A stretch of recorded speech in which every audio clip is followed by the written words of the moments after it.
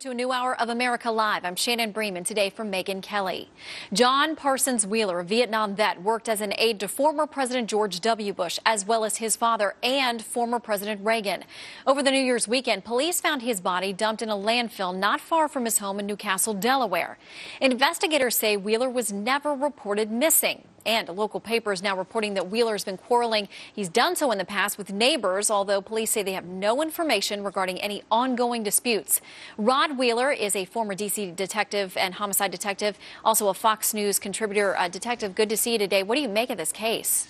You know, Shannon, this is a very interesting case, and what I can tell you, and I actually called up to the police department in Newark to try to get more information, and what they're telling me is that they're investigating this case from different perspectives, and real quickly, what they mean by that is they're trying to determine, first of all, whether or not this was just a simple random act of violence, or was this a hit that was, conducted against this gentleman? So they have teams of detectives, Shannon, that's investigating from both perspectives. The only thing that's kind of interesting about the first perspective, if this was a random act of violence, and let's say somebody just attacked Mr. Wheeler walking from the train station, typically we don't find street criminals will dump a body in a dumpster. Plus, the dumpster itself came from somewhere in the Newark area, which was about 7 to 10 miles away from the train station. So that's a little peculiar in and of itself.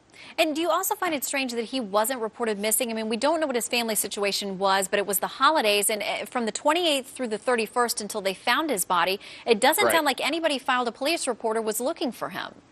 Well, you're exactly right. Now, the police also indicated, Shannon, that the last place that they can actually place Mr. Wheeler at was at that Amtrak train station in Wilmington. Now, I don't know if your viewers are familiar with that area, but that area is it's not a very busy area, and it's kind of dark around there. They do know for a fact, though, that he got off the train, I think, right around 9:36 p.m. on Tuesday night. That's the last place that they can physically put him. Now, they did have a crime scene investigations truck at his home in Delaware, and they were taking information and evidence out of the home, but they have not indicated yet as to whether or not they think the crime occurred there, Shannon.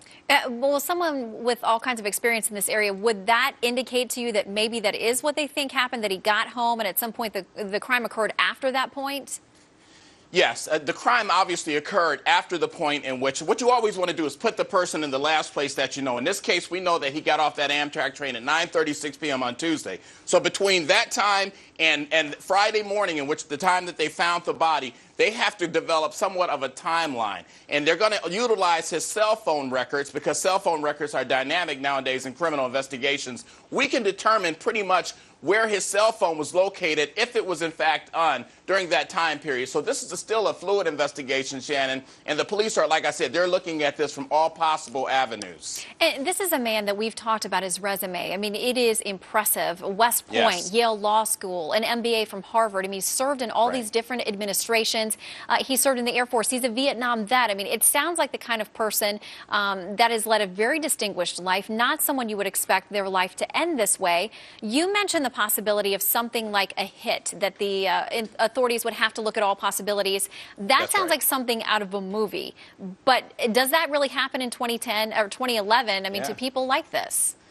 Yeah, I mean, yes, it does. The truth of the matter is, Shannon, those kind of things do happen. Again, we don't know. We don't want to speculate, but what we do want to do as investigators is look at every possibility. And again, this case is very fluid. So the investigators right now, with several teams, they're looking at every hypothesis to try to figure out what, in fact, did happen to this gentleman. And how do you do that? You put all the evidence together, and then it's going to start pointing us in a certain direction. So I think, Shannon, over the next day or two, we should have a little bit more, if not a lot more information in terms of the final moments of this gentleman's life.